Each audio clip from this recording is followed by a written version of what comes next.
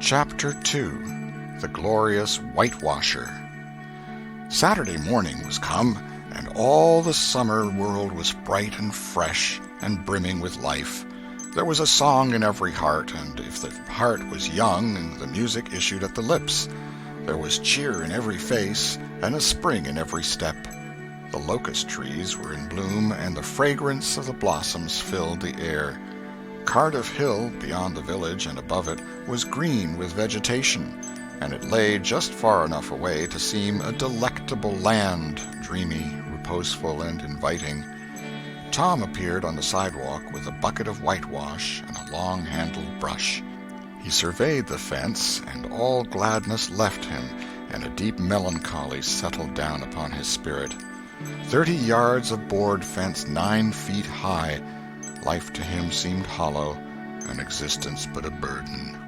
Sighing, he dipped his brush and passed it along the topmost plank, repeated the operation, did it again, compared the insignificant whitewashed streak with the far-reaching continent of unwhitewashed fence, and sat down on a tree box discouraged.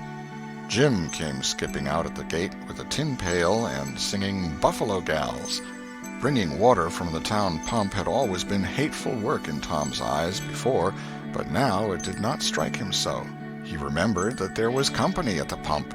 White, mulatto, and Negro boys and girls were always there waiting their turns, resting, trading playthings, quarreling, fighting, skylarking. And he remembered that although the pump was only 150 yards off, Jim never got back with a bucket of water under an hour, and even then somebody generally had to go after him. Tom said, "Say, Jim, I'll fetch the water if you'll whitewash some."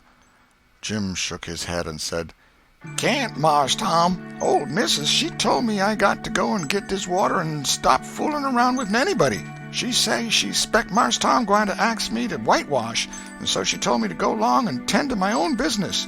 She 'lowed she'd tend to whitewashing." "Oh, never mind what she said, Jim. That's the way she always talks. Give me the bucket. I won't be gone only a minute. She won't ever know."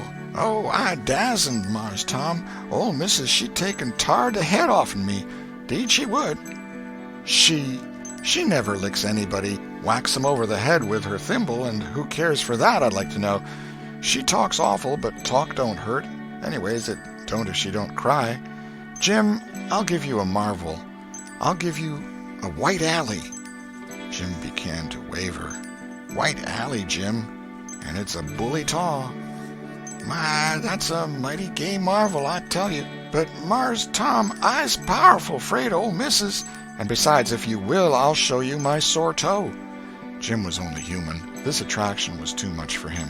He put down his pail, took the white alley, and bent over the toe with absorbing interest while the bandage was being unwound. In another moment he was flying down the street with his pail and a tingling rear.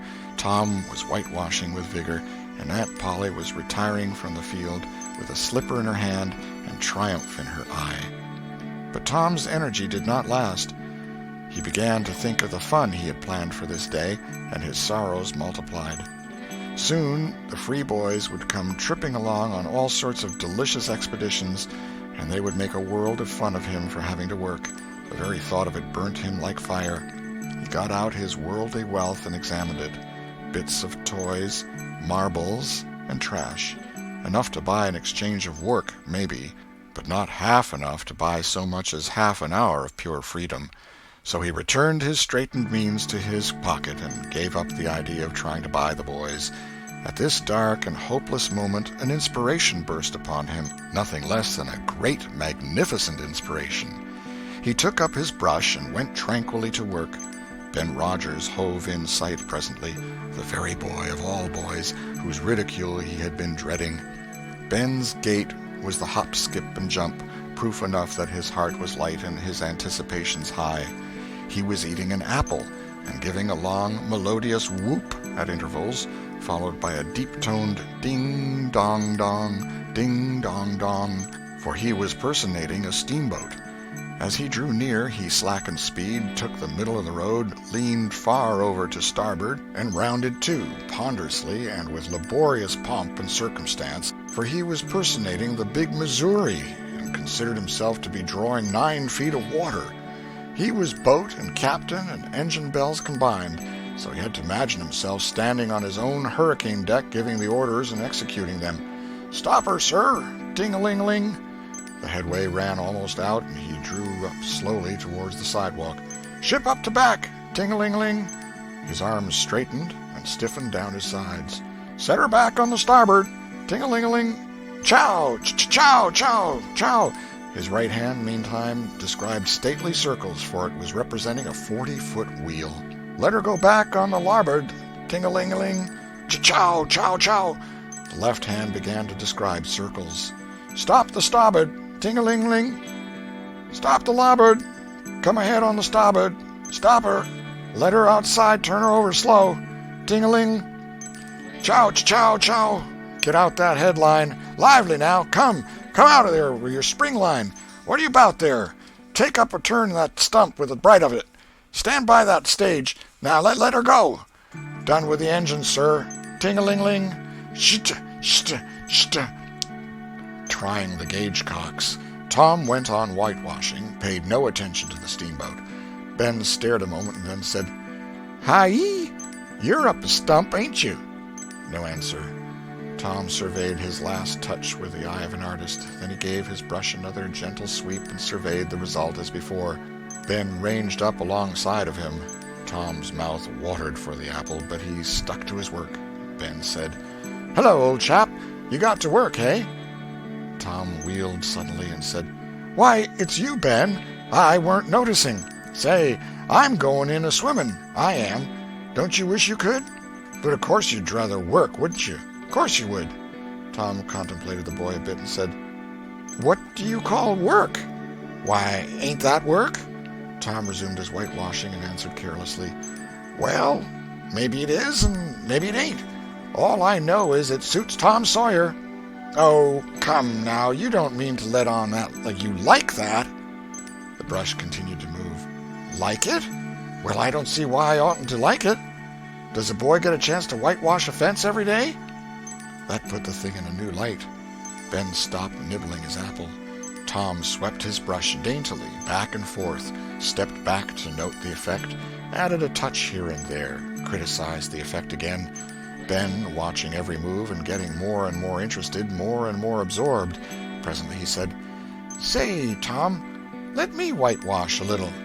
Tom considered, was about to consent, but he altered his mind. No, I reckon it wouldn't hardly do, Ben. You see, Aunt Polly's awful particular about this fence, right here on the street, you know. But if it was the back fence, I wouldn't mind, and she wouldn't. Yes, she's awful particular about this fence. It's got to be done very careful. I reckon there ain't one boy in 1,000, maybe 2,000, that can do it the way it's got to be done." "No, is that so?" "Oh, come now, let me just try. Only just a little. I'd let you if you was me, Tom." "Ben, I'd like to, honest Injun. But Aunt Polly, well, Jim wanted to do it, but she wouldn't let him. Sid wanted to do it, and she wouldn't let Sid. Now, don't you see how I'm fixed? If you was to tackle this fence and anything was to happen to it, oh, shucks, I'll be just as careful. Now let me try. Say, I'll give you the core of my apple." "Well, here. No, Ben, no, now don't. I'm afeard. I'll give you all of it." Tom gave up the brush with reluctance in his face, but alacrity in his heart. And while the late steamer Big Missouri worked and sweated in the sun, the retired artist sat on a barrel in the shade close by, dangled his legs, munched his apple, and planned the slaughter of more innocents. There was no lack of material. Boys happened along every little while. They came to jeer, but remained to whitewash. By the time Ben was fagged out, Tom had traded the next chance to Billy Fisher for a kite in good repair. And when he played out, Johnny Miller brought in for a dead rat and a string to swing it with, and so on, hour after hour. And when the middle of the afternoon came, from being a poor poverty-stricken boy in the morning, Tom was literally rolling in wealth. He had, beside the things before mentioned, 12 marbles, part of a Jew's harp, a piece of blue bottle glass to look through, a spool cannon, a key that wouldn't unlock anything, a fragment of chalk, a glass stopper of a decanter, a tin soldier, a couple of tadpoles, 6 firecrackers, a kitten with only one eye, a brass doorknob, a dog collar but no dog, the handle of a knife, 4 pieces of orange peel, and a dilapidated old window sash. He had had a nice, good, idle time all the while, plenty of company, and the fence had had 3 coats of whitewash on it. If he hadn't run out of whitewash, he would have bankrupted every boy in the village. Tom said to himself that it was not such a hollow world after all. He had discovered a great law of human action without knowing it, namely, that in order to make a man or boy covet a thing, it is only necessary to make the thing difficult to attain.